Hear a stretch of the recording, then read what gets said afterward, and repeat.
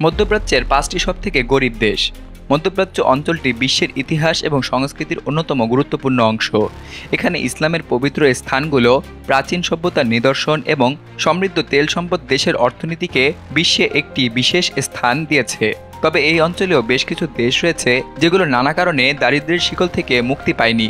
রাজনৈতিক অস্থিরতা, দীর্ঘস্থায়ী গৃহযুদ্ধ, সন্ত্রাসবাদ এবং অবকাঠামোগত দুর্বলতার কারণে এসব দেশের অর্থনীতি বেশ দুর্বল। আজকের এই প্রতিবেদনে আমরা জানব মধ্যপ্রাচ্যের ৫টি সবথেকে গরিব দেশ সম্পর্কে। প্রথমে রয়েছে ইয়েমেন। ইয়েমেন মধ্যপ্রাচ্যের সবথেকে বিপর্যস্ত এবং দরিদ্র দেশগুলোর মধ্যে একটি।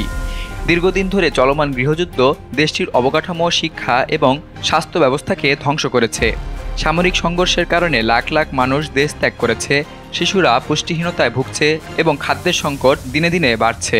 দেশটির অর্থনীতি সম্পূর্ণরূপে ভেঙে পড়েছে এবং আন্তর্জাতিক সাহায্য ব্যতীত সাধারণ মানুষের জীবন খুবই কঠিন। ২০২৩ সালে ইয়েমেনের মোট জাতীয় আয় ছিল প্রায় ৩,০০০ কোটি মার্কিন ডলার এবং মাথাপিছু গড় আয় মাত্র কয়েকশো ডলার। বেকারত্ব এবং অনটন বৃদ্ধির কারণে দেশটির গরিব মানুষের সংখ্যা দিন দিন বৃদ্ধি পাচ্ছে। সূত্র ওয়ার্ল্ড ব্যাংক। এরপরের অবস্থানে রয়েছে সিরিয়া। ২০১১ সাল থেকে সিরিয়ায় গৃহযুদ্ধ অব্যাহত রয়েছে, যার কারণে দেশটি আজ সম্পূর্ণ ধ্বংসপ্রাপ্ত। প্রচণ্ড যুদ্ধের কারণে দেশের অবকাঠামো, শিক্ষা প্রতিষ্ঠান, হাসপাতাল এবং শিল্পক্ষেত্রে সম্পূর্ণ বিপর্যস্ত অবস্থা দেখা দিচ্ছে। সন্ত্রাসবাদ, রাজনৈতিক বিভাজন এবং আন্তর্জাতিক নিষেধাজ্ঞার কারণে অর্থনৈতিক পুনর্গঠন ব্যাহত হচ্ছে। খাদ্য এবং বিশুদ্ধ পানীয় জলের সংকট দেশের মানুষের জীবনের মান অনেক নিম্নমুখী করেছে। সিরিয়ার মাথাপিছু গড় আয় মাত্র ৭০০ থেকে ১,০০০ মার্কিন ডলারের মধ্যে, যা মধ্যপ্রাচ্যের অন্যান্য দেশের তুলনায় অনেক কম। দীর্ঘায়িত সংঘাতের কারণে দেশটি এখন অর্থনৈতিকভাবে পুনরুদ্ধার করতে পারেনি। সূত্র ওয়ার্ল্ড ব্যাংক। তৃতীয় অবস্থানে রয়েছে ইরাক। ইরাক মধ্যপ্রাচ্যের একটি তেল সম্পদ সমৃদ্ধ দেশ হলেও দীর্ঘকাল যুদ্ধ, সন্ত্রাসবাদ এবং রাজনৈতিক অস্থিরতার কারণে দেশের অর্থনৈতিক উন্নয়ন থমকে গেছে। দেশটিতে বিদ্যমান দুর্নীতি এবং নিরাপত্তা সংকট বেকারত্ব এবং দারিদ্র্যের মাত্রা বাড়িয়ে দিয়েছে।